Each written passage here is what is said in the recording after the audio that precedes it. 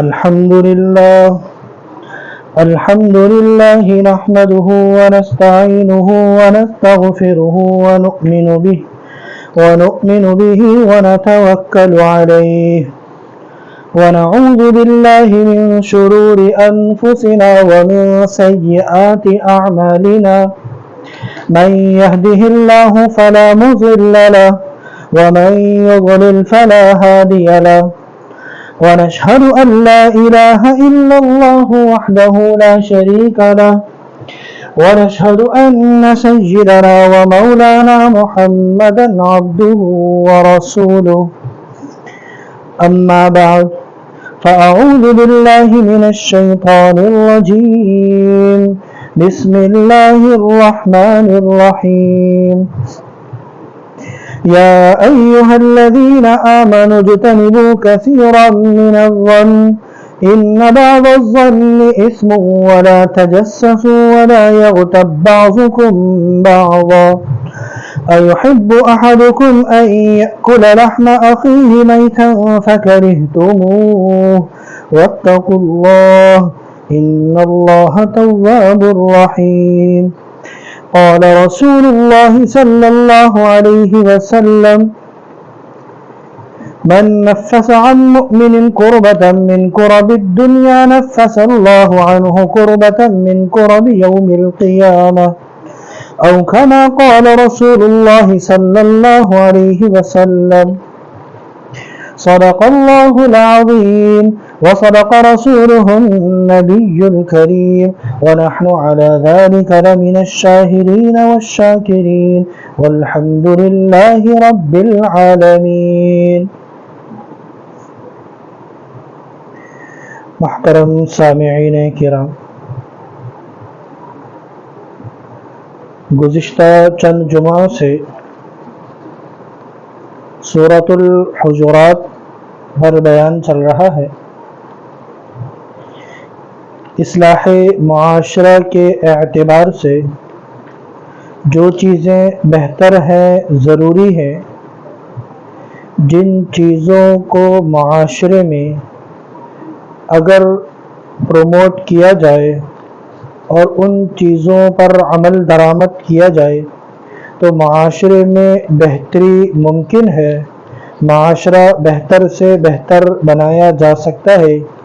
اللہ رب العزت نے سورۃ الحجرات میں معاشرے کی بہتری کے لیے اصول ذکر فرمائے ہیں کہ جن اصولوں پر اگر کاربند ہو جایا جائے تو ان اصولوں پر عمل کرنے کی برکت سے معاشرہ ایک بہترین معاشرہ بن سکتا ہے.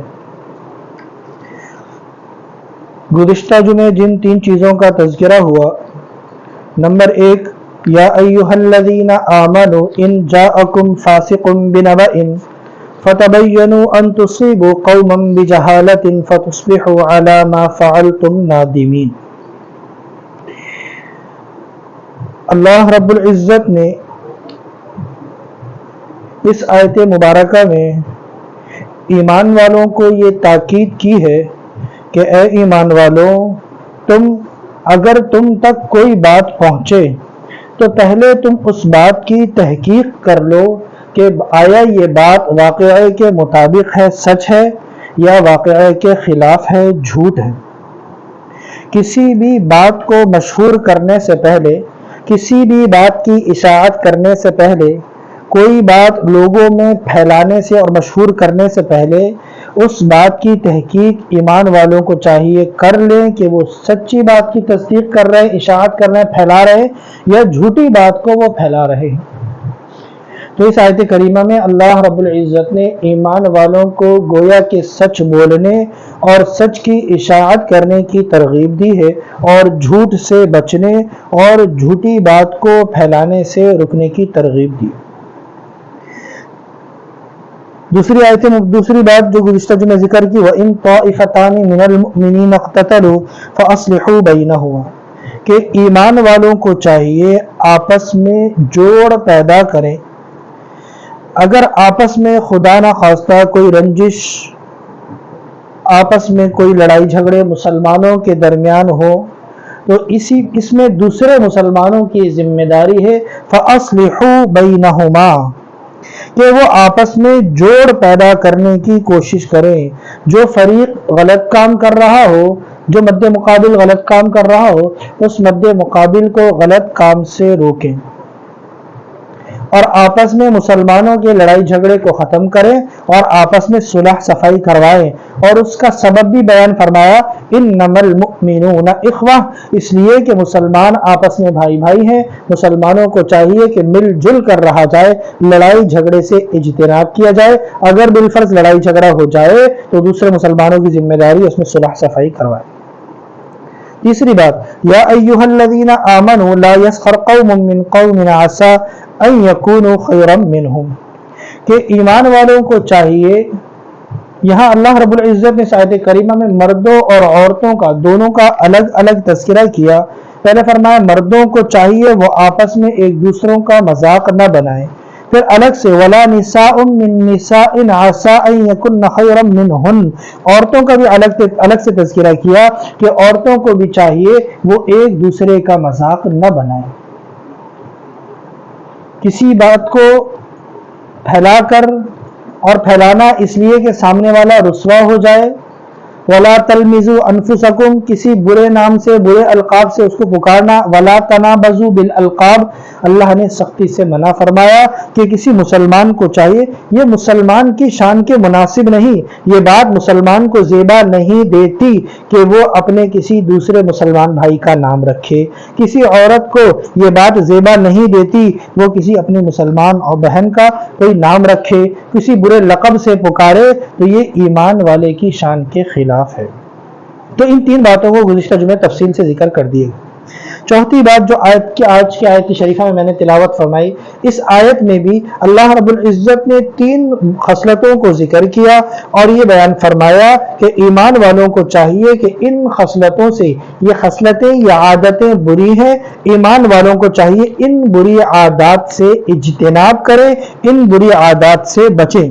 ایمان والوں کو چاہیے ان بری عادات سے بچیں. نمبر 1، یا ایھا الذین آمنوا اجتنبوا کثیرا من الظن، اے ایمان والو کسی مسلمان کے بارے میں بدگمانی نہ کرو. کسی مسلمان کی کوئی چھوٹی سی بات اگر تم تک پہنچ جائے، اس چھوٹی سی بات پر ہوائی قلعے تعمیر نہ کر لو، اس چھوٹی سی بات کو بہت زیادہ بڑھاوا نہ دے دو. نہ معلوم وہ بات کی حقیقت کیا ہو اور تم اس بات میں اپنے مسلمان بھائی سے بدگمانی کر بیٹھو. حضرت امیر المؤمنین عمر فاروق رضی اللہ عنہ فرمایا کرتے تھے، تیرے بھائی کی زبان سے نکلا ہوا کلمہ جہاں تک ہو سکے اسے اچھائی اور بھلائی پر محمول کر. اگر کوئی کلمہ اب تیرے بھائی کی زبان سے نکلے تو پوری کوشش یہ کرنی چاہیے اس کلمے کو اچھائی پر محمول کرے. اگر اس کلمے میں یہ امکان ہو کہ اچھی بات بھی ہو سکتی ہے اور بری بات بھی ہو سکتی ہے، تو مسلمان ہونے کے ناطے بری بات کو دبا دینا، بری بات کو چھوڑ دینا اور اچھی بات کو پھیلانا، یہ ایمان والے کی شان ہے. کہ کسی کے خلاف تحقیق کے بغیر بدگمانی دل میں جما لینا یہ گناہ کبیرہ ہے. اللہ یہ چاہتے ہیں ایمان والوں کو کہ وہ اس بدگمانی سے بچیں.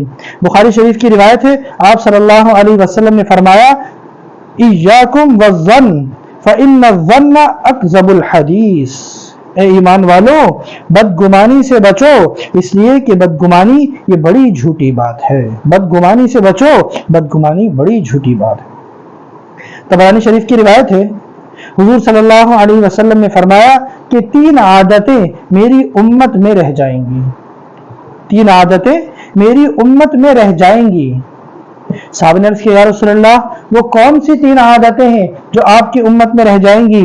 آپ صلی اللہ علیہ وسلم نے فرمایا، نمبر 1 حسد کرنا. میری امت آپس میں ایک دوسرے سے حسد کرے گی کہ وہ خوش ہے، وہ خوش کیوں ہے، میں خوش نہیں، اس کے پاس صحت ہے میرے پاس صحت نہیں، اس کے پاس مال ہے میرے پاس نہیں، اس کے پاس اولاد ہے میرے پاس نہیں، اس کے پاس اچھا گھر ہے، اچھی گاڑی ہے میرے پاس نہیں. ایک دوسرے سے حسد کریں. نمبر 2 فعل مراد لیں گے. یہ کام ہو گیا تو اس میں اچھائی ہے، یہ کام ہو گیا تو اس میں برائی ہے. کوے نے گھر پہ آواز دے دی تو ایسا ہوگا، سامنے سے اگر بلی گزر گئی تو راستہ خراب ہے، رک جانا چاہیے، یہ فال لینا حضور نے فرمایا اچھی چیز نہیں ہے۔ نمبر 3 بدگمانی، کہ میری امت بدگمانی کرے گی، اپنے مسلمان بھائیوں سے بدگمان ہوگی۔ صحابہ نے کہا یا رسول اللہ یہ 3 بری عادتیں ہیں، ان سے بچنے کی تدبیر کیا ہے؟ آپ وہ کام بتا دیجئے کہ ہم ان سے بچ جائیں۔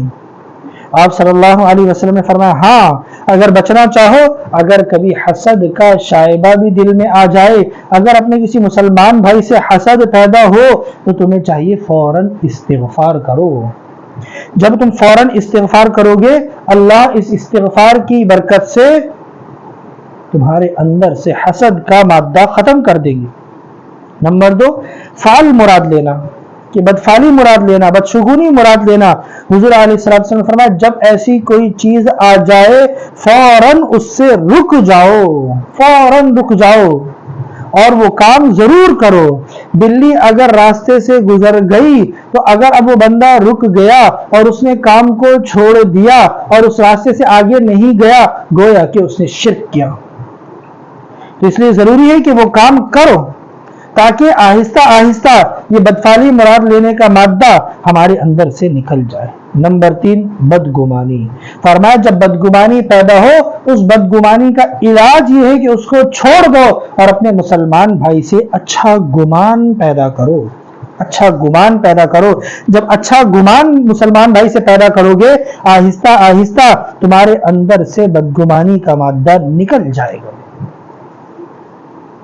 آپ علیہ السلام کا فرمان ہے ظنوا بالمؤمنین خیرا، اپنے مسلمان بھائیوں کے ساتھ اچھا گمان کرو، اچھائی کا معاملہ کرو۔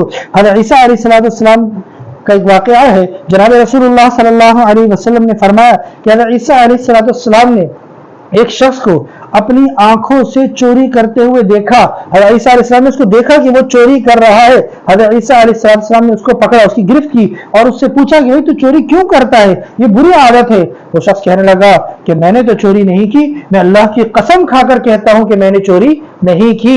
حضرت عیسیٰ علیہ السلام نے فرمایا اچھا اگر تو نے چوری نہیں کی اور تو اللہ کی قسم کھا کر کہہ رہا ہے تو میں اللہ کے نام کی لاج رکھتے ہوئے کہتا ہوں کہ تو سچ بول رہا ہے، تو نے چوری نہیں کی، میری آنکھوں نے غلط دیکھا، میری آنکھوں نے جھوٹ دیکھا، میری آنکھیں غلط دیکھ سکتی ہیں لیکن جو اللہ کے نام کی قسم کھائے وہ جھوٹا نہیں ہو سکتا۔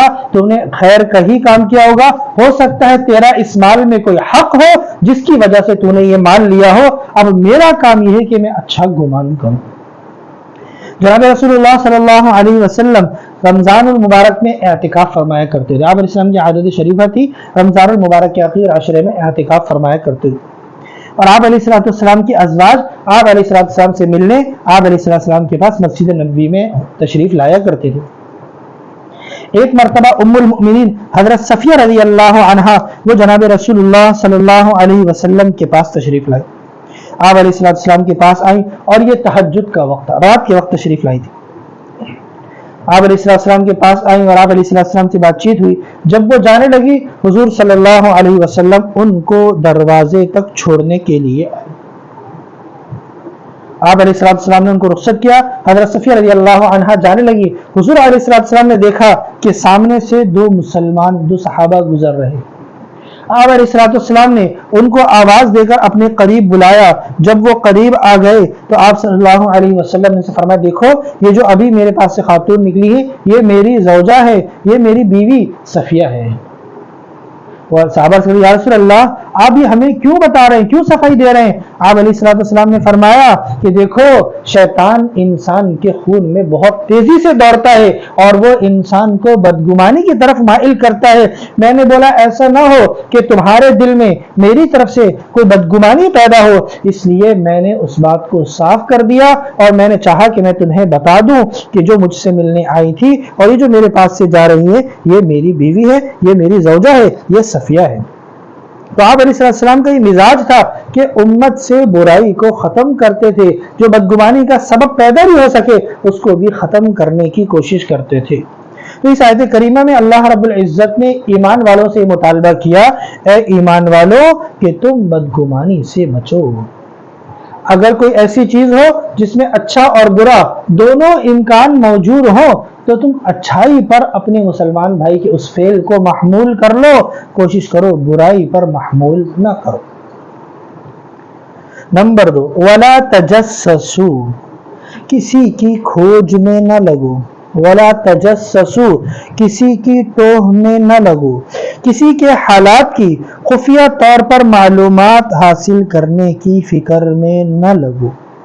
تجسسو، یہ جاسوسی، یہ کسی کی ٹوہ میں لگ جانا، کسی کی باتوں کو کریدنے میں لگ جانا، یہ کسی طرح ایمان والے کے شان کے مناسب نہیں، یہ ایمان والے کی شان کے خلاف ہے۔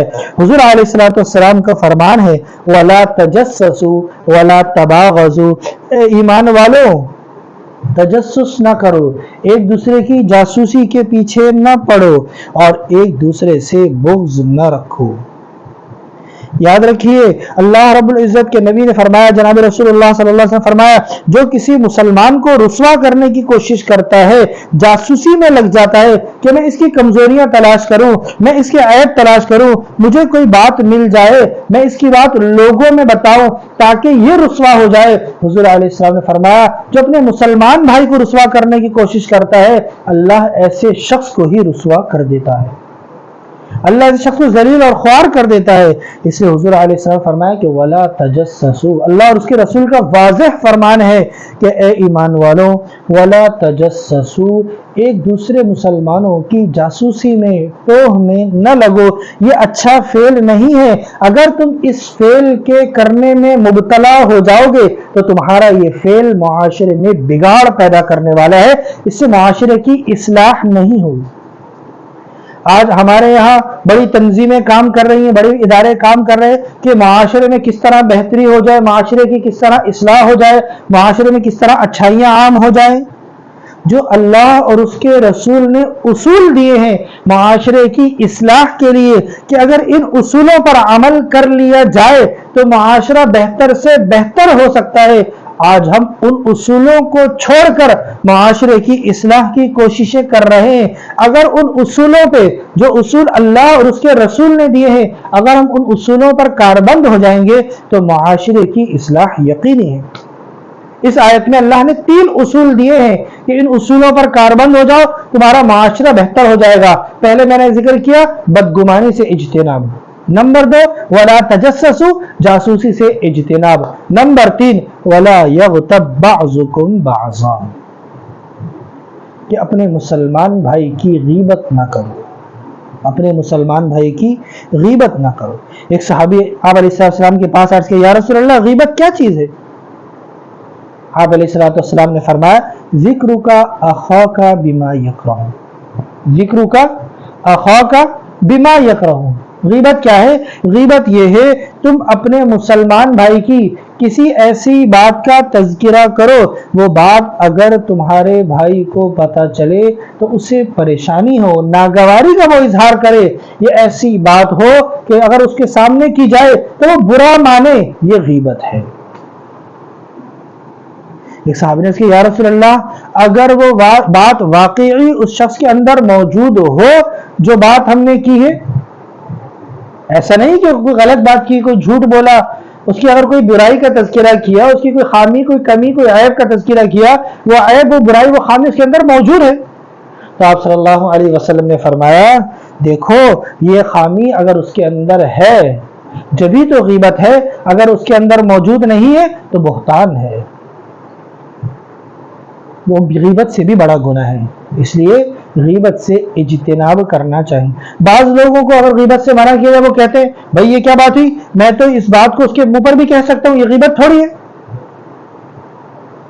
اگر اس بات کو اس کے منہ پر بھی کہہ دیا جائے لیکن کہنے کی وجہ، کہنے کا انداز اگر اصلاح نہ ہو تو یہ بھی حرام ہے، اگرچہ منہ پر ہی اس کی برائی کا تذکرہ کیا جائے یہ حرام ہے۔ ہاں اگر کوئی شخص اصلاح کی نیت سے، اس کے فائدے کی نیت سے وہ بات کر رہا ہے کہ اس کی یہ خامی، یہ کمی، یہ کمزوری دور ہو جائے، تب تو یہ غیبت کے زمرے میں نہیں آئے گی۔ لیکن اگر اس کا مقصود اصلاح نہیں ہے، اس کا مقصود اس کے بہتری نہیں ہے، تو تب یہ چاہے اس کے پیٹھ پیچھے کہا جائے، چاہے اس کے سامنے کہا جائے، دونوں صورتوں میں حرام ہے۔ غیبت اس کا تعلق حقوق العباد سے ہے. بندہ توبہ بھی کر لے غیبت کرنے کے بعد تب بھی معاف نہیں ہوتی جب تک کہ جس کی غیبت کی جائے اس سے معافی نہ مانگ لے. ابو داؤد شریف کی روایت ہے، حضرت عائشہ رضی اللہ عنہا ایک مرتبہ جناب رسول اللہ صلی اللہ علیہ وسلم کے پاس بیٹھی ہوئی تھی.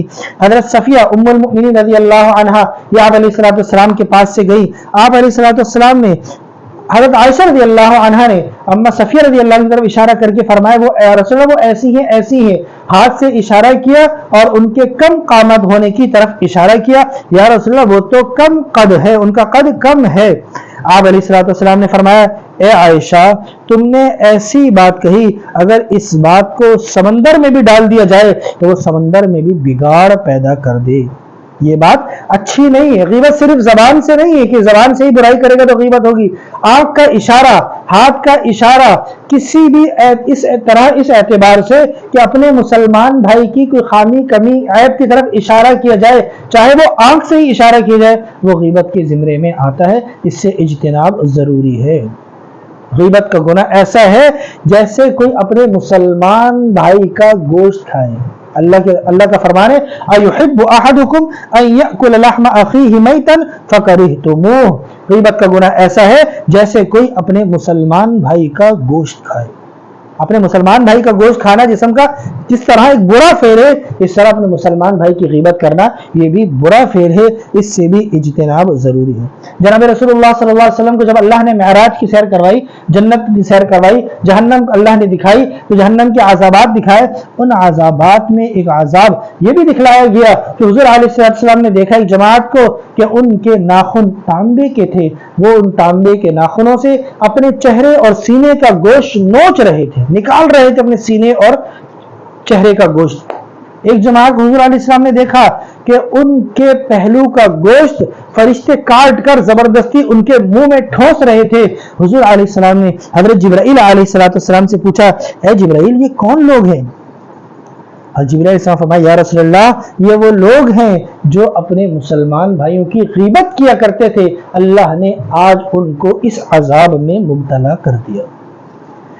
میرے محترم دوستوں یہ انتہائی قبیح فعل ہے، انتہائی برا فعل ہے. اس سے اجتناب ضروری ہے. اگر اس سے بچا جائے تو معاشرے کی اصلاح ہوگی. تو اس آیت کریمہ میں اللہ رب العزت نے معاشرے کی اصلاح کے 3 اصول بیان فرما دیے. نمبر 1 بدگمانی سے بچو، نمبر 2 جاسوسی میں کسی کی ٹوہ میں نہ لگو، اور نمبر 3 غیبت نہ کرو. اگر تم یہ 3 کام کرو گے تو اس سے معاشرے کی اصلاح ہوگی. یہ اپنے مسلمان بھائیوں کے ساتھ اچھائی ہے، یہ اپنے مسلمان بھائیوں کے ساتھ بہتری ہے. اسی طرح کوئی کسی مسلمان کی پردہ دری کرنے کی کوشش نہ کرے، مسلمان بھائیوں کے عیب تلاش کرنے کی کوشش نہ کرے. اس سے وہ رسوا کرنے کی کوشش کرے گا تو خود بھی رسوا ہوگا. مسلم شریف کی روایت ہے جناب رسول اللہ صلی اللہ علیہ وسلم نے فرمایا من نفس عن مؤمن قربة من قرب الدنیا نفس اللہ عنہ قربة من قرب یوم القیامہ. جو شخص اپنے کسی مسلمان بھائی کی دنیا میں بے چینی دور کرے گا، تکلیف دور کرے گا، اللہ اس کی آخرت کی قیامت کے دن کی تکلیفوں کو دور فرمائے گا، بے چینیوں کو دور فرمائے گا. وَمَن يَسَّرَ عَلَى مُعْسِرٍ يَسَّرَ اللَّهُ عَلَيْهِ فِي الدُّنْيَا وَالْآخِرَةِ. جو اپنے مسلمان بھائی کے ساتھ دنیا میں آسانی کا معاملہ کرے گا اللہ اس کے ساتھ دنیا اور آخرت میں آسانی کا معاملہ فرمائیں گے. وَمَن سَتَرَ مُسْلِمًا سَتَرَهُ اللَّهُ فِي الدُّنْيَا وَالْآخِرَةِ. جو اپنے مسلمان بھائی کی پردہ پوشی کرے گا اللہ اس کی دنیا اور آخرت میں پردہ پوشی فرمائیں گے. لیکن اگر کوئی اپنے مسلمان بھائی کی پردہ دری کرے، اس کے رازوں کو فاش کرے، اس کی جاسوسی میں لگے، اس کی ٹوہ میں لگے اور اس کے عیب تلاش کرنے میں لگے، بدگمانی کا معاملہ کرے، غیبت کرے، تو اللہ ایسے شخص کو دنیا میں ہی ذلیل الخوار اور رسوا فرما دیتے ہیں اور اس سے معاشرے میں بگاڑ پیدا ہوتا ہے. اس لیے ایمان والوں کو چاہیے ان بری عادات سے جن کا میں نے تذکرہ کیا، ہم سب کو چاہیے ہم ان بری عادات سے اپنی حفاظت کریں، اپنے آپ کو بچائیں اور یہ کوشش کریں معاشرے سے یہ برائیاں ختم ہو. جب معاشرے سے یہ برائیاں ختم ہوں گی تو معاشرے کی اصلاح ہوگی، اس سے ہمارا معاشرہ بہتر سے بہتر ہوگا. لیکن اگر یہ خرابیاں، یہ بری عادات معاشرے میں رواج پائیں گی تو اس سے معاشرے میں فساد اور بگاڑ پیدا ہوگا. اللہ ہم سب کی ان تمام بری عادات سے حفاظت فرمائے اور اچھی خصلتوں کو اللہ ہم سب کو اختیار کرنے والا بنائے. وآخر دعوانا ان الحمد للہ رب العالمین.